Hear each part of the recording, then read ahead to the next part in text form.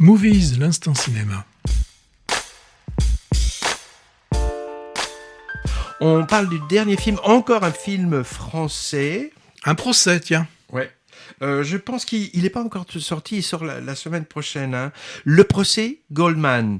De nouveau un film de prétoire, comme Anatomie d'une chute, hein, mais dans un tout autre registre, enfin dans un autre registre, parce qu'il y a quand même des points communs. Dans les deux, on cherche à travers un jugement à cerner la personnalité complexe d'un individu. Dans l'un comme dans l'autre, on questionne aussi la fragilité, la subjectivité des témoignages entendus et on nous place aussi en position de juré.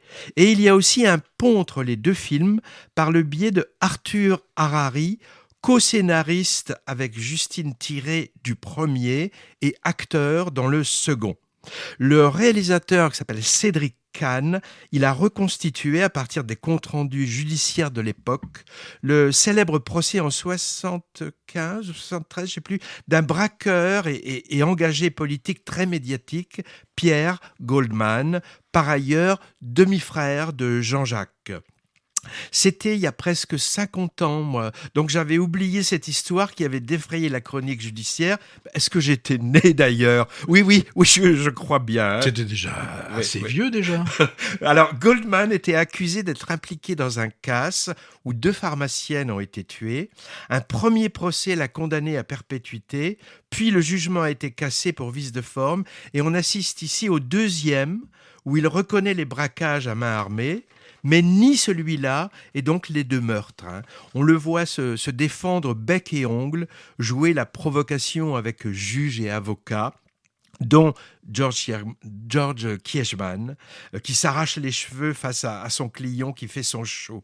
Alors, il était devenu une sorte d'égérie, de porte-drapeau de l'extrême gauche de l'époque, mêlant allègrement banditisme et combat politique. Hein. Il avait eu aussi beaucoup de soutien médiatique de la part d'intellectuels de gauche, par exemple Régis Debray et Simone Signoret, qui sont brièvement figurés dans le film. Hein. C'est assez oppressant, ce huis clos en cour d'assises, parce que, contrairement à Anatomie d'une chute, on ne sort pas ici du tribunal, sauf un peu entre les audiences, dans la cellule par exemple, où il est coaché par ses avocats. Donc il y a un côté forcément très théâtral, hein, unité de lieu, temps et action resserrés sur environ 2 heures, avec une mise en scène de la parole et des joutes oratoires cadrées de près qui est vraiment passionnante. Hein. La performance d'acteur dans le rôle principal, elle est vraiment remarquable. Hein. L'acteur incarne avec fougue et passion, avec morgue aussi, ce personnage haut en couleur, pas forcément sympathique d'ailleurs, hein, mais vraiment fascinant à observer et à entendre. Je ne connaissais pas, l'acteur s'appelle Harriet Worth-Alter, c'est un nom allemand, et je l'ai revu depuis au Festival d'Angoulême en frère un peu barré de Virginie Efira, dans un film social à venir qui s'appelle Rien à perdre. Alors, à noter destin tragique ensuite pour ce Pierre Goldman, pas du tout montré dans le film. Hein. Il a été tué quelques années plus tard par balle sur un trottoir et l'assassinat a été revendiqué par un groupe intitulé Honneur de la police.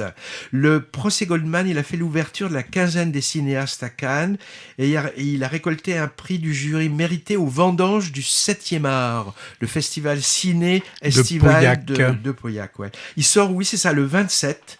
Et le réalisateur Cédric Kahn, il était présent au début de la semaine au cinéma Jean Eustache de Pessac pour présenter son film dans le cadre de l'Unipop, Université populaire du cinéma, qui a commencé sa programmation 2023-2024. N'hésitez pas à aller sur le site du Jean Eustache pour avoir une idée, c'est webeustache.com. On fait une pub gratuite au Jean Eustache, là, mais c'est normal, on y va souvent. Hein. Ouais, il faudrait pas que ça reste gratuit d'ailleurs.